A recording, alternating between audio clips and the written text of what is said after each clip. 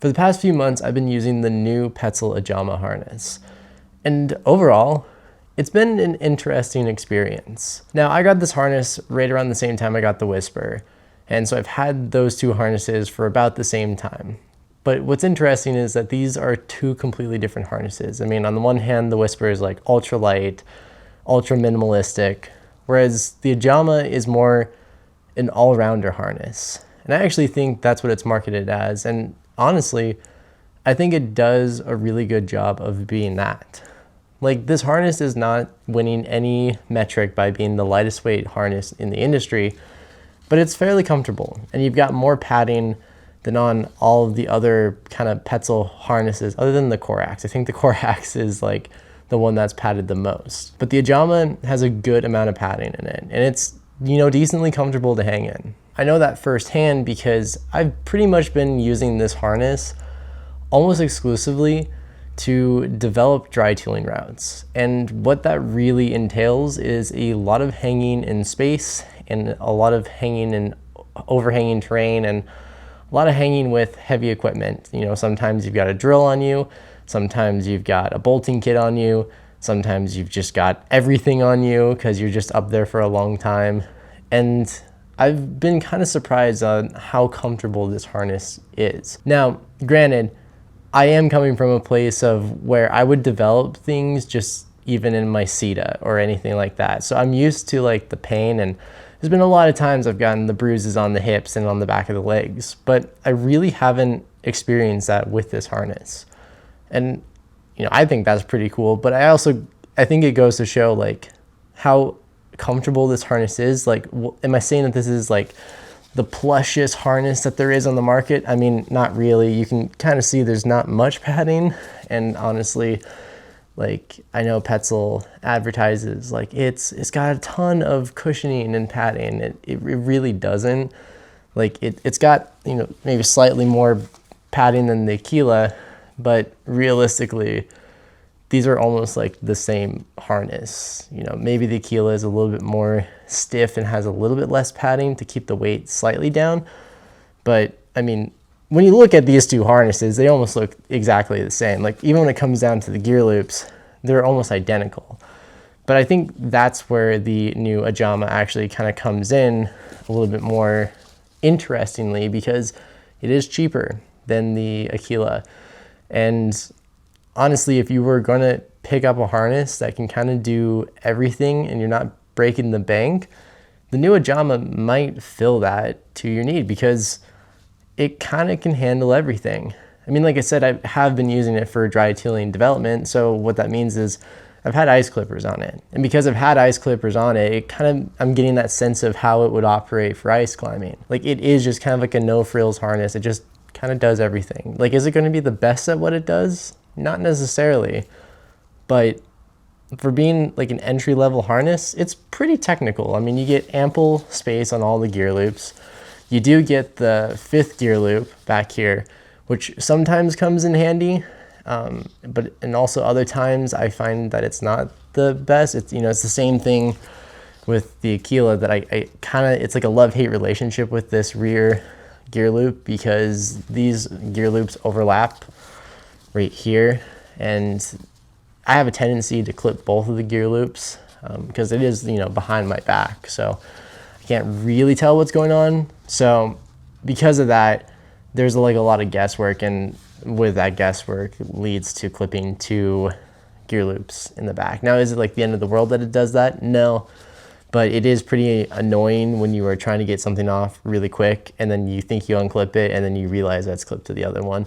I mean, it also kind of doesn't help that these gear loops are, I don't know if you can kind of see that, they're kind of squishy, they're hollow. It's basically like hollowed out cord. They're not like semi-rigid or anything. They're fully flexible and all that. So it does leave this like mystery of when you're clipping behind you. I mean, the only gear loop that's actually solid on this harness are the 2 side ones, and they're not bad. I kind of wish that they were a little bit bigger, but for what you get, they're not that bad. Because of that, I still say it's very competitive. I mean, I wouldn't be surprised if you start seeing this harness pop up more, whether it's at the climbing gym, at the crag, or whatever. Like, obviously, if you progress through climbing faster and you're climbing like harder and harder objectives, Like, is this going to be the harness that is in your pack all the time? I don't think so. I mean, it is kind of bulky and all that, but you know, like again, if it is an entry-level harness with that idea, it does give you the best bang for your buck. I mean, this does give you ample room for a pretty big rack. I mean, this could easily handle, if you don't, you know, accidentally clip the 2 gear loops, this could easily handle a lot of gear, like a lot of trad gear, or even a lot of ice gear for that matter. And like, you know, comparing over to like the Black Diamond Momentum, which gives you like bare necessities, it is pretty cool to see that this is taking things from their higher end harness, but just putting it in like a slightly cheaper package. Not necessarily sacrificing quality, just maybe like finishing touches, I would say. I mean, there is a difference between these 2 harnesses, but when I look at these 2 back to back, I don't really know if there's much worth to jumping over this instead of this. One thing that I didn't know how I was going to like is this big belay loop. This is one of the thicker belay loops I've had to deal with. I mean, maybe it's just because all my harnesses that I've had have been all like high performance harnesses, but seeing this belay loop with its like Dyneema material, I was pretty surprised to see how big this was. And I thought it was going to get in the way. And I was like, great. Like, this thing is big, bulky. It's not going to do me that good. What I didn't expect to find out is that I actually kind of like this because of the size. It's actually a little bit more stiffer and rigid. When you've got 2 lanyard devices on a single belay loop, it has a tendency to pull in opposite directions. And then you get this really weird force. And then it just gets like cluttered and it gets kind of janky. Whereas when I use this, I actually didn't have that many problems. And like I said, it is just because it's a little bit more stiffer. Now, for some people, you might not like a stiffer belay loop.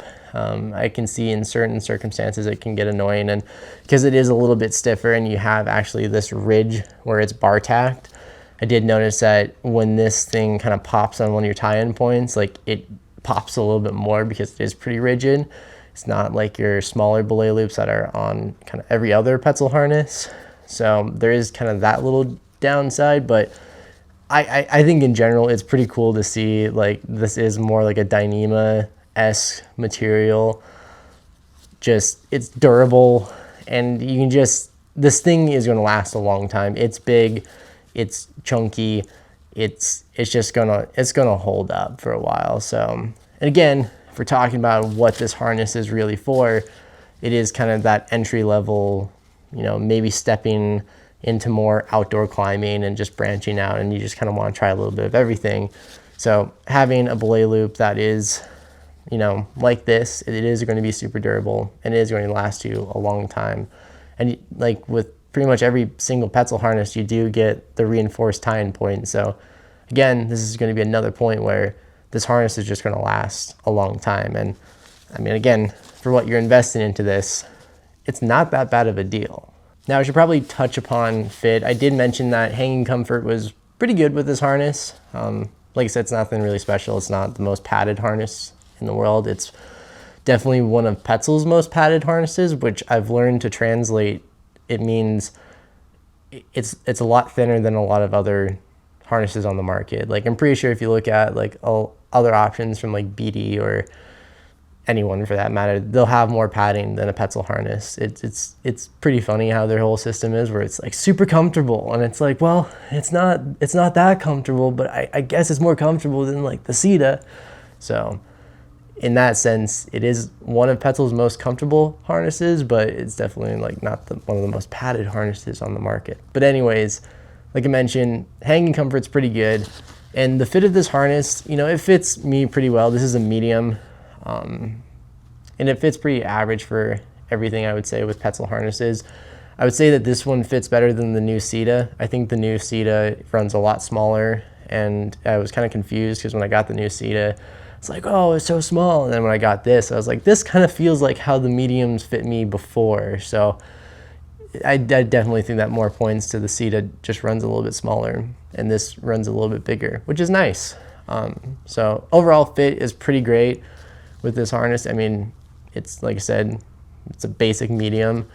Obviously, if you had like a lot of layers, on, you might want to consider, you know, sizing up. I have like a 32 to 33 waist, and I've noticed, at least with this harness, when I have it on and if I've got extra layers on, I noticed that the gear loops get a little cockeyed. This harness doesn't have the best gear loop centering, but I mean, that's also a problem with the Aquila as well. That's actually kind of why I've stopped using this harness, is because the gear loops don't, you know, situate correctly. They don't center.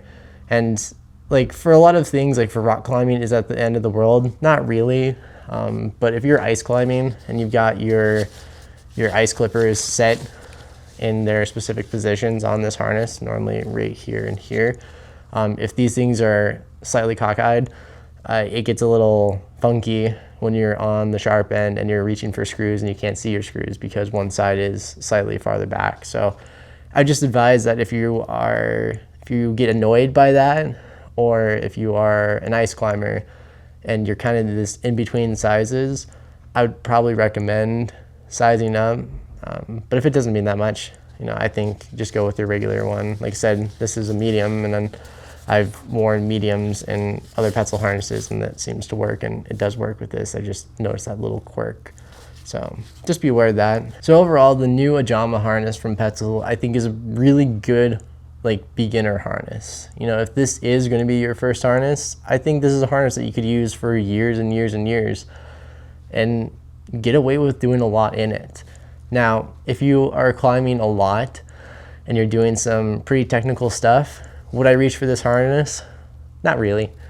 I mean, I've been having a harder time figuring out what I want to do with it. And I mean, ultimately it just pretty much got shelved to it's only my developing harness, which just meant hanging for a long time. And like, even during that time, I probably could have found a more comfortable harness, but in a pinch, this works. But I definitely know that it's going to be kind of hard to figure out a use for this harness going forward, as just because I have my preferences and I kind of require certain things with my harnesses, like the gear loops lining up correctly. That's a pretty big pet peeve of mine, and it annoys me that this one doesn't and the Aquila does it as well.